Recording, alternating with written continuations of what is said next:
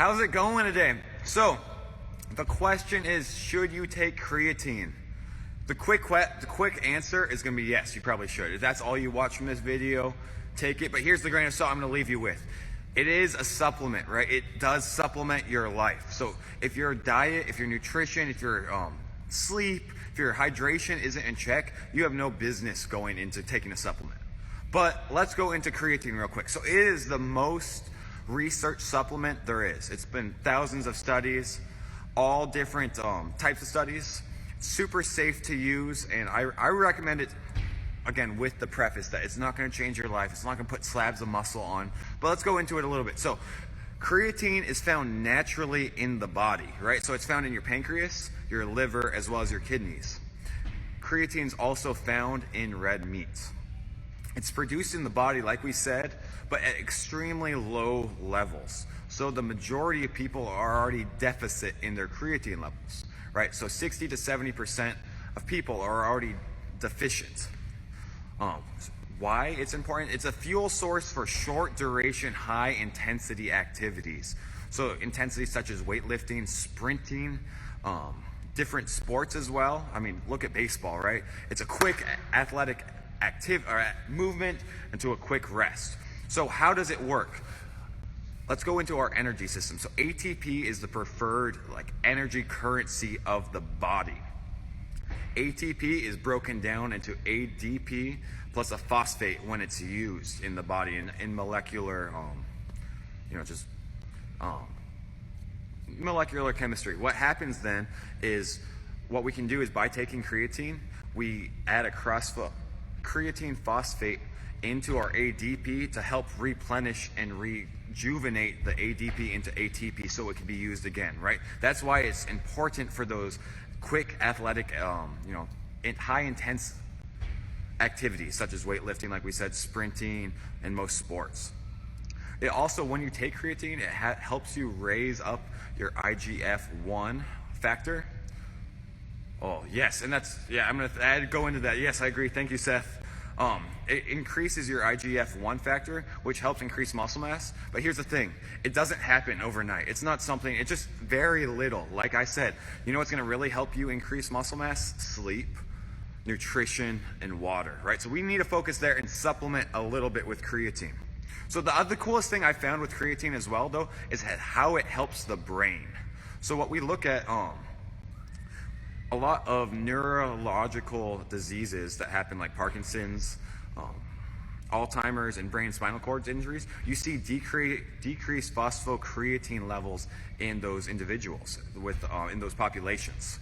So what we can look at is increasing phosphocreatine levels, and these studies have been proven, right, have helped decrease Parkinson's symptoms, have helped decrease Alzheimer's symptoms. But it doesn't just stop there. It also helps increase your short-term and memory recall, which I think is important for all individuals, right? I know that's something I want to improve, is my short-term and my memory recall, and I think everyone should as well. Now let me add just to one thing here, is people, like Seth commented, a lot of people miscategorize creatine as this growth hormone or this crazy steroid drug, and it's not that at all. It's a supplement. It's found in your body. It's found in red meat. I remember taking a college class, and one of the people was presenting on creatine, and they said it's like a steroid, and that just made me cringe. I shot up my hand and got into a pretty heated debate right away because they were wrong, and I just wanted to prove it. So what we're going to look at is how you should take creatine then. So a lot of people like to say you load creatine in heavy doses, and no, that's not it at all. You take 5 milligrams per day. Right, throw it in your smoothie. I throw mine in my smoothie because creatine does blend a lot better in your body, or gets absorbed better in your body with sugars. So I throw mine in my smoothie, but you throw in your protein shake before or after. Really, the science doesn't matter. It doesn't. There's no big difference between taking it before or after. The other thing is there's different types of creatine. Focus on creatine monohydrate. Right, creatine monohydrate is most research supplement there is. It's extremely pure and easy to absorb. You want to take 5 milligrams, and the brands I use is Onnit. So I use Onnit's creatine, but what you want to make sure of is that it says Crea Pure on the back of your label. It is pure creatine typically taken from Australian meats where there is no growth hormones added in. So super safe that way, great way to use it. So just talk about different side effects. People say, people talk about bloating with creatine. People will talk about increase of muscle water retention, and those don't hold true. You know, that's why you only take 5 milligrams. You don't need to load creatine. You are going to increase in water, but increased water in your muscle cell is a good thing, right? That helps you increase your weights when you lift. That also helps, your muscles are 60 to 70% water to begin with, so we want more water in our muscle.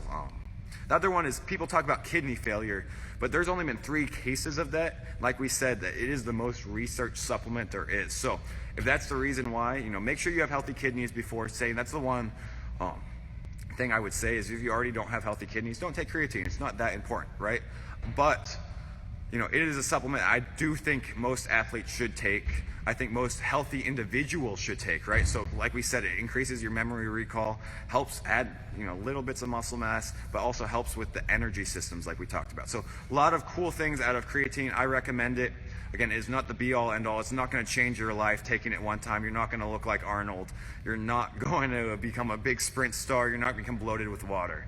You will, however, though, be, have in the proper supply of creatine in your bloodstream, which is a good thing, like we pointed out with all these studies. So hopefully this helps. If you have any questions, please send me a message. If you're looking for a coach that understands the ins and outs of performance like this, send me a message. I'd love to help you out. Love to help you take yourself to that next level of performance, to change your game, to change your life, and improve your confidence more than anything. So send me a direct message if you want to get started with that. Have a great day.